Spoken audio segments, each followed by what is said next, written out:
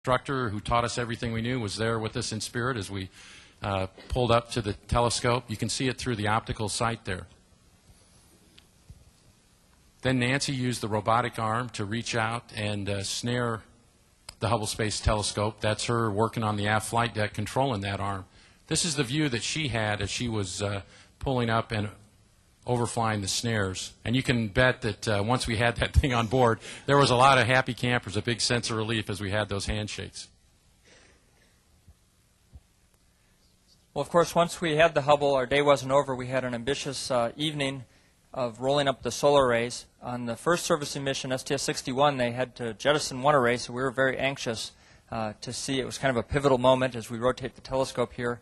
One solar array stowed. Still wondering what was going to happen with the second one, and we rolled up the second one, and we were very, very fortunate that both solar arrays rolled up. That set the stage for the next day, the first of 5 spacewalks, extravehicular activities, and we've combined the 2 solar array days because over the first 3 days we replaced nearly the entire power system of Hubble. And we started that by stowing the old solar arrays, the Solar Array 2s. These are arrays built by the European Space Agency, one of the partners on the Hubble Space Telescope and also an integral partner in the International Space Station. This is a view from one of the helmet cams. That was a very useful tool throughout the mission, and so you'll have the opportunity today to see some of the views that we had inside of the spacesuit. After removing those solar arrays from the telescope, we brought them back down into the payload bay and stowed them on one of the carriers that we brought up with us in the payload bay. And using the power tool, which you see there on the lower right, we were able to lock those down into the payload bay for return to planet Earth. Of course, the spacecraft choreographer, the IV crew member, inside crew member, is integral to all of the operations and runs the show for each EVA. After we got the old solar arrays on our carrier to take home, it was time to get the new solar arrays out. And here's a view of what we did. We got the solar arrays out of the carrier, and then we had to rotate them on the arm. Scooter alluded to that earlier. We weren't tethered to the solar array at this point.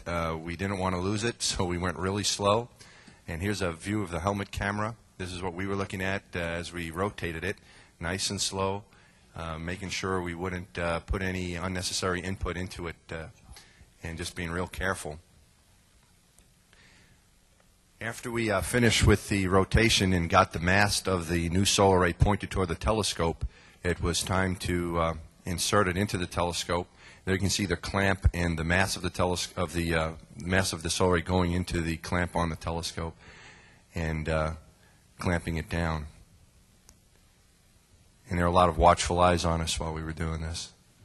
The new solar arrays, unlike the old ones, folded like a book. The old ones just sort of kind of reeled in. The new ones unfolded like a book, and that's the last few degrees of the deploy of the new solar array. And here's what Hubble looks like now with its new solar arrays. Digger was inside busily taping everything. He was kind of like our producer-director, Steven Spielberg in space, making sure everything got recorded and downlinked. After we finished our solar array on the second day of EVAs, Jim and I changed out a reaction wheel assembly. This is the exchange of the old one for the new. Jim's got the old one, putting that away to take home, and here's the new one going into the telescope. We had some extra time on EVA 2, and at the end of the EVA, here's Jim carrying a new outer blanket layer that was put onto the telescope, and here's a view from a helmet camera at the end of that EVA, and you get an idea of what it looks like to us up there, and another helmet camera view. With the stage set for the power system on EVA 3, we went out for what we thought was going to be the start of EVA 3 and the power control unit change. Unfortunately, due to a glitch in a power supply, the water supply in one of the suits started leaking, and so we had about a 2-hour delay while we resized the suits. They were designed to do that on orbit, and it's one of the great features that we had onboard spares. So I went out with Jim's backpack, and we set out to turn off the telescope the first time in 12 years. That was a scene of the battery being disconnected. This is the power control unit. I think all of those connectors on the left side there kind of speak for themselves, that it was a day to manage frustration and concentrate on one connector at a time. Rick disconnected all the connections on the left. We swapped the old box for the new. This is a photograph or a movie of going in with the new, out with the old, in with the new. And then the reverse, one by one, just one connector after another, putting all those left side connectors back on. We had a special tool to help us do that. And 36 connectors later, the PCU was complete. One final picture of the telescope on EVA3, and we were ready to set the stage for the next day. Mike Massimino and I were going to go outside and put in the advanced camera for surveys.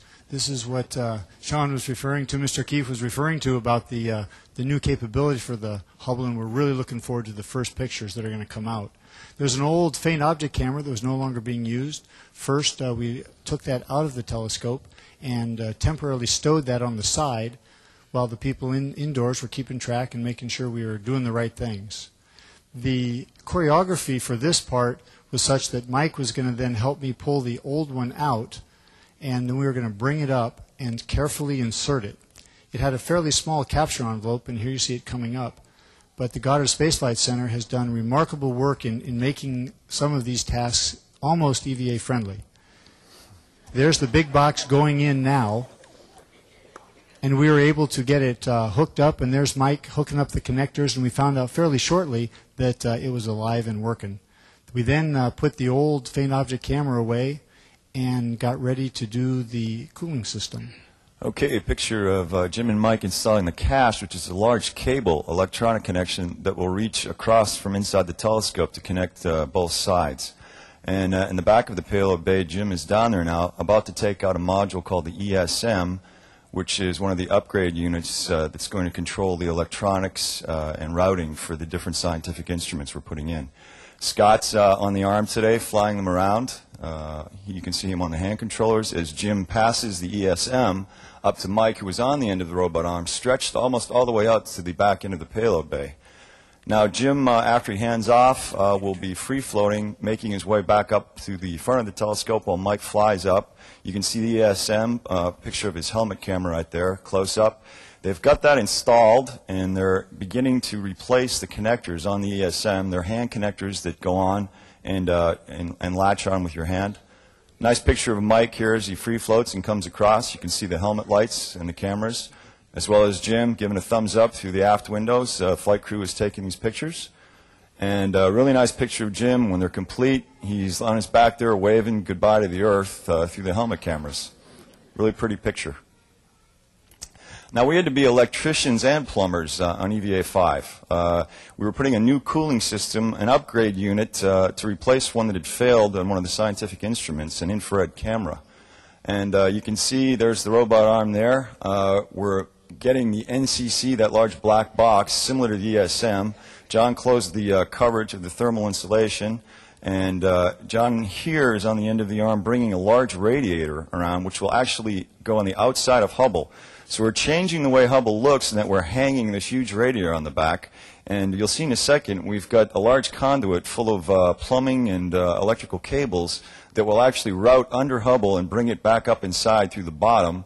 And that large sock there is what's being pushed up by me. You can see me down there on the bottom. We had just installed the conduit. John's pulling it through, and eventually we'll hook that up top, peel it open, and take these cables